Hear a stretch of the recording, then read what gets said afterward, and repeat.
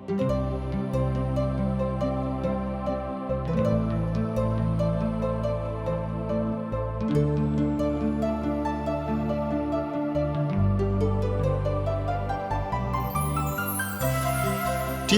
से प्रसारित जिंदगी की राह कार्यक्रम में आप सबका स्वागत बा। ई कार्यक्रम सबकरा खातिर बा जे कि तरह तरह की विपत, उलझन और अशांति में पड़ के सही रास्ता से भटक गए होखे और उनके पता ना होखे कि जिंदगी का सही रास्ता कौन है। तो दर्शक भाई बहन, बाइबल में जिंदगी का सही मार्ग बतावल गईल बा। कृपा करके देखी और सुनी कि परमेश्वर क्यों न तरह आप सबके अगुवाई करतने। प्रिय मित्र, हम इतिहास की पहला किताब के उपसहार में देखनी कि राजा दाऊद परमेश्वर के भवन के खातिर सब सामग्री इकट्ठा कइले तथा मान शक्ति के भी तैयार कइले। उ देश के अधिकारी सब के भी प्रोत्साहित कइले। उ अपन व्यक्तिगत धन संपत्ति भी मंदिर निर्माण खातिर अर्पित कर दिले। उ मंदिर के नमूना भी जौन की उ परमेश्वर यहोवा से प्राप्त कइले उहो दे दिले और तब अपना बेटा सुलेमान से कहले कि उठ और एक काम में लग जा, व्यस्त हो जा। और अब इतिहास के दूसरा ग्रंथ में हम राजा सुलेमान के मंदिर निर्माण के बारे में पढ़े जा रहल बानी। हम रउआ के याद दिलावे चाहतानी कि इतिहास की किताब में हम परमेश्वर की दृष्टिकोण के देख रहल बानी, जबकि शामुएल तथा राजा सबके किताब में मानव दृष्टिकोण के देखले रही जा। एकर मतलब ई नइखे कि उ लेखक परमेश्वर के आत्मा द्वारा प्रेरित ना रहन, वरन एकर अर्थ है कि परमेश्वर ओ किताब सब में मानव सृष्टि के दृष्टिकोण के प्राथमिकता दिहले और यहाँ उ दिव्य दृष्टिकोण के प्राथमिकता दे रहल बड़े। इतिहास के दूसरा ग्रंथ में हम दूगो मुख्य शीर्षक पावतानी। पहल का है मंदिर के निर्माण तथा दूसरा का है जागृति। पहला 10 अध्याय राजा सुलेमान के शासन काल के बारे में बताने। वो में 6 अध्याय के बारे में यानी कि विषय मंदिर निर्माण है और हम विभाजित यानी कि बंटवारा राज के बारे में पढ़े जा रहा बानी। बंटवारा के पश्चात ऐसा बहुते राजा भइले और ओहनी लोग में से ऐसा बहुते राजा दुष्ट रहन, पर 5 राजा रहन जौन की इस्राएल में जागृति ले आवे के साधन बनले। ऐसे परमेश्वर विशेष बल जागृति पर दिले। ऐसे हम एक खंड में जागृति पर अधिक चर्चा करेंगे। ये किताब फारस के राजा खुसरो के घोषणा पत्र के साथ समाप्त होता, जौन की 70 वर्ष के निर्वासन के पश्चात कइले। किताब में 70 वर्ष के निर्वासन के समय के कोनो लेखा नइखे। याद राखी कि ये सब अभिलेखा परमेश्वर की दृष्टिकोण से है। यही संक्षिप्त परिचय के साथ हम इतिहास के दूसरा किताब के अध्ययन करे जा रहा बानी और ये अध्याय के शीर्षक है सुलेमान के राजा बनल तथा बुद्धि खातिर परमेश्वर से प्रार्थना कइल। मित्र, तो ये सब के बारे में जानकारी खातिर रुआ हमरा संगे अपन पवित्र शास्त्र बाइबल निकाल ली। हाँ, तो उनमें देखी दूसरा इतिहास 1 अध्याय के 1 पद इस तरी से बता रहा बा। सुनी ध्यान से। अब दाऊद के बेटा सुलेमान अपना राज में स्थिर हो गइलन और उनकर परमेश्वर यहोवा उनका साथे रहन और उनका के बहुते बढ़ावत रहन। प्रिय मित्र, रुआ के याद होई हम रुआ के बतौले रही कि सुलेमान दाऊद के पसंद ना कइले। सुलेमान परमेश्वर के पसंद ना कइले। परमेश्वर सुलेमान के चुनले और ऊ दाऊद के आशीषित करी हैं। मित्र, परमेश्वर इस संसार के कमजोर दुर्बल सब के चुन ले। सुलेमान कोनो वीर योद्धा कठोर आदमी ना रहन। उ कोमल, सुकुमार, शर्मिला नौजवान रहन। परमेश्वर के सामर्थ कमजोर, दीन, लाचार, दुर्बल में प्रकट होला। परमेश्वर सुलेमान के प्रयोग करेलन तथा मंदिर के वास्तविक भवन बनावे के अनुमति दी है। सुलेमान अपना राज में स्थिर हो गए काहे कि परमेश्वर यहोवा उनका साथ रहन। त और जानकारी खातिर रुआ हमरा संगे अपन पवित्र शास्त्र बाइबल से देखत चली। दूसरा इतिहास 1 अध्याय 3 पद से लेके 6 पद एह तरी से बता रहा बा। सुनी ध्यान से। तब सुलेमान सब मंडली के साथ गिबोन के ऊंचा स्थान पर गुलन, काहे कि परमेश्वर यहोवा के मिलाप वाला तंबू जौना के यहोवा के दास मूसा जंगल में बनौले रहन उहाँ रहे। पर परमेश्वर यहोवा के संदूक यानी कि बक्सा के दाऊद क्रियत यारीम से वो स्थान पर ले गोलन जौन की ऊ उनकरा खातिर तैयार कैले रहन, काहे कि ऊ उनकरा खातिर यरूशलेम में एगो तंबू खड़ा कैले रहन। तब कासा के ऊ बेदी जौन की हुर के पोता और उरी के बेटा बसलेल बनौले रहन गोबोन में परमेश्वर यहोवा के सामने रहे। और सुलेमान मंडली सहित वहाँ गुलन और सुलेमान वहाँ में मिलाप वाला तंबू के कांस्य वेदी के पास परमेश्वर यहोवा के सामने गुलन और ऊ ओह पर 1000 होम बलि चढ़ौले। प्रिय मित्र, यहाँ हमने के पढ़ने हाजा कि मिलाप वाला तंबू गिबोन में रहे। हमने के याद हुई कि वाचा यानी कि प्रतिज्ञा के बक्सा दाऊद गत से यरूशलेम ले आयल रहन, पर उ सीधा प्रत्यक्ष रूप में परमेश्वर से भेंट ना कर सकल। ई भयंकर है। परमेश्वर के नजदीक जाए खातिर कांसा के बेदी से होके गोइल बहुते जरूरी रहे। कांसा के बेदी मसीह के क्रूस के बारे में बतावेले। उनका कांसा के बेदी से होके ही जाए के जरूरी रहुए। यही अध्याय के 6-12 पद ये तरी से बता रहा बा। सुनी। और सुलेमान उहे मिलाप वाला तंबू के कांस्य बेदी के पास परमेश्वर यहोवा के सामने गोलन और ओह पर 1000 होम बलि चढ़ौले। ओ ही रात परमेश्वर सुलेमान के दर्शन दे के ऊ कहले, जवन कुछ तू चाह कि हम तोहरा के दी ही मांग। सुलेमान परमेश्वर से कहले, तू हमारा बाबू दाऊद पर बड़ा करुणा कैला और हमरा उनका स्थान पर राजा बनौला। अब हे हमार परमेश्वर यहोवा, जौन वचन तू हमरा बाबू दाऊद के देले रहा वो पूरा भइल बा। काहे कि तू ऐसन जाति के बनौले बड़ा जौन की पृथ्वी के धूर कण के जैसन अनगिनित बा।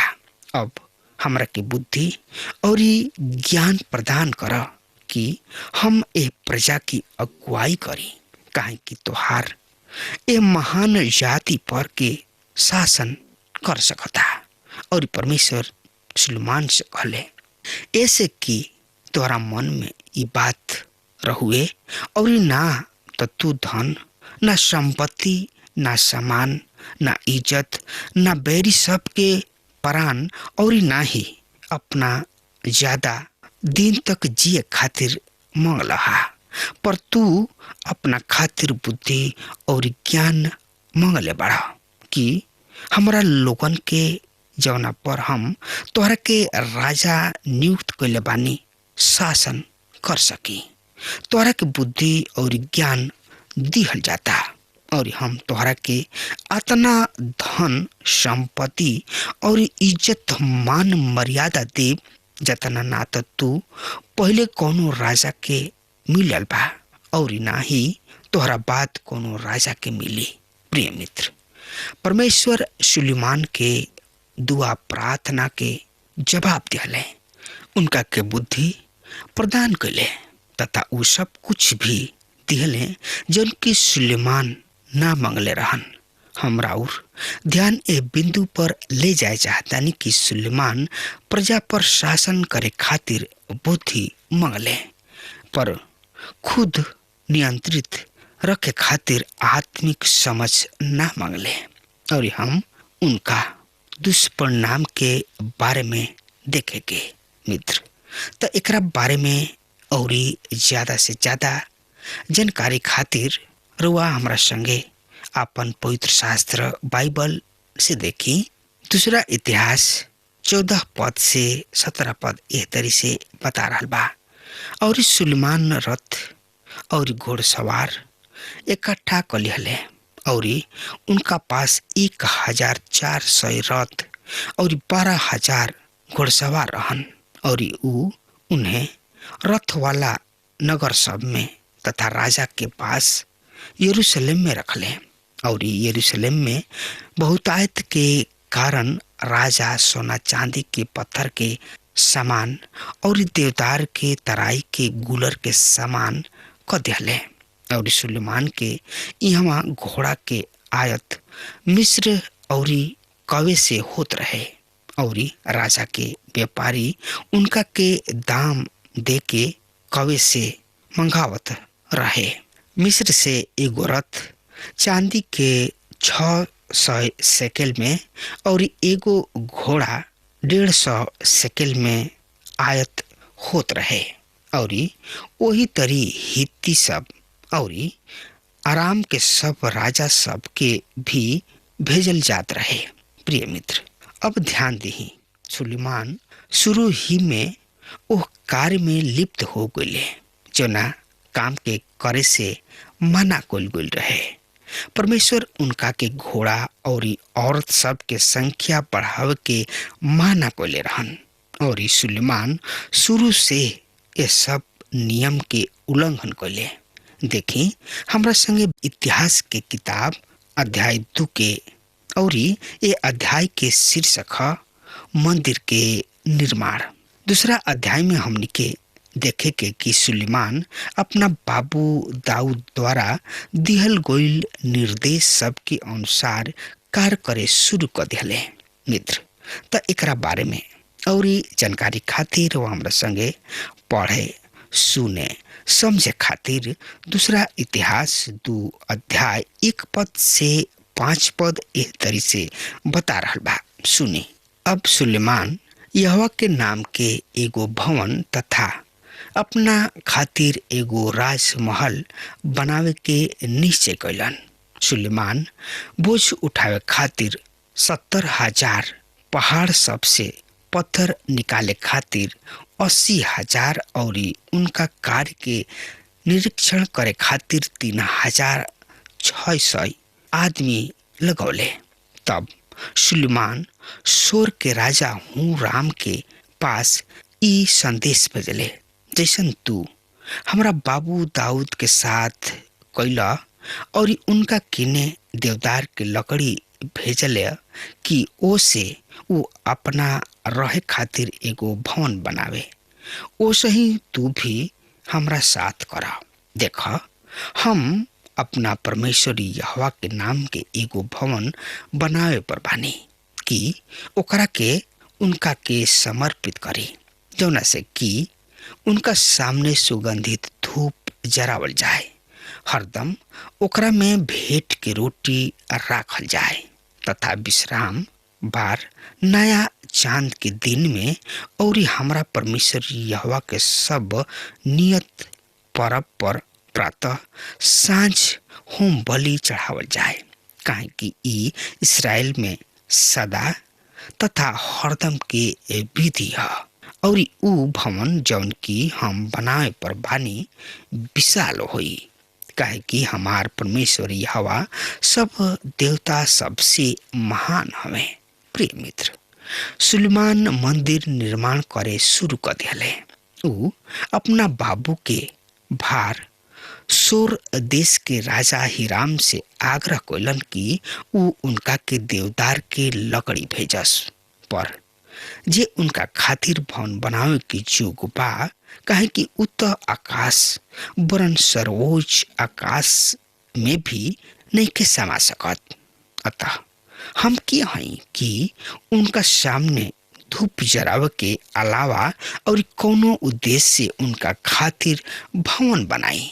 प्रिय मित्र, सुलेमान राजा हिराम के सामने गवाही देता है कि हमार परमेश्वर सब देवता से महान हवे। ई भवन ऐसे महान होई काहे कि जकरा नाम से ई भवन बनावल जाई उ सबसे ऊंचा और सबसे महान हवे। महान के बनावेला? प्रिय मित्र, 11 और 12 पद ए तरी से बता रहा बात सुनी। तब शोर के राजा हुराम सुलेमान के चिट्ठी भेज के जवाब दिले। परमेश्वर यहोवा अपना लोग से प्रेम करलन, ऐसे ऊ हमरा के ओह पर राजा नियुक्त कैले। और हु राम आगे कहले, धन्य बाणे इस्राएल परमेश्वर यहोवा जौन की पृथ्वी के सृष्टि के औरी जकरा के राजा दाऊद की बुद्धिमान, चतुर और समझदार बेटा दिले बाड़े कि ऊ यहोवा के खातिर एगो भवन तथा खुद के खातिर एगो राजमहल बनावे। प्रिय मित्र, राजा दाऊद हिराम के सामने परमेश्वर के उत्तम गवाही दिले रहन। ऐसे सुलेमान के कारण ऊ इस्राएल के परमेश्वर की प्रशंसा और बड़ाई करता है। मित्र, अगर हमार बात रउआ सुन रहल बानी तो सुनी कान पाठ लगा के और एकरा पर अमल करी। प्रभु परमेश्वर सुलेमान के मनपसंद आदमी रहन, पर सुलेमान के भवन बनावे के अनुमति भी दे दिले। पर सुलेमान के औरत सब और घोड़ा गाड़ी सब के राखे के यानी कि ज्यादा जनसंख्या बढ़ावे के आज्ञा ना दिले रहन। पर राजा सुलेमान जैसे ही बैठले ये सब काम शुरू कर दिले और ये सब परमेश्वर के काला के अनुसार ये आज्ञा उल्लंघन रहे। मित्र, सुलेमान बुद्धि, ज्ञान, सामर्थ से परिपूर्ण रहन, पर अपना आप के आत्मिक में बनावे खातिर बुद्धि ना मगले, ऐसे ऊ निसफल हो गए। मित्र, हमार बात रुआ अगर सुन रहल बानी तो आजुए यही घड़ी प्रभु के चरण में आई और ये प्रभु जौन जौन काम, जौन जौन चीज रुआ के देवे जा रहल बाने ऊ ओकरा के ग्रहण करी और प्रभु के नाम में संपन्न करी, प्रभु के नाम में खत्म कर दी। काहे कि प्रभु महान हवे, उनका से बढ़ के केहू नहीं खे कि रउआ उनकर स्तुति करी, प्रशंसा करी, बड़ाई करी। प्रभु जीवित और सच्चा प्रभु परमेश्वर हवे। ऐसे उनका किने आई और अपना पाप के स्वीकार कर ली और उनका इच्छा के अनुसार चली, पवित्र आत्मा और रोवा की अगुवाई करी। मित्र, अब हमार समय खत्म हो रहा बा, तब तक खातिर रोवा हमरा के आज्ञा देही। परमेश्वर रोवा के और रोवा परिवार के बहुते बहुते आशीष देस। आमीन। हमके विश्वास बा कि ई कार्यक्रम आप सब खातिर फायदेमंद सिद्ध भइल हुई। हम चाहतनी कि आप सब आपन आपन आशीष हमरों से बांटी। अगर आप सबके लगे बाइबल से चाहे आपकी निजी जिंदगी से क्यों सवाल होके चाहे क्यों समस्या खातिर प्रार्थना करावे चाहतनी तो हमारी फोन नंबर पर जरूर संपर्क करें। परमेश्वर आप सबके बहुत आशीष प्रदान करें और आज का दिन आप खातिर सुखद बनावे।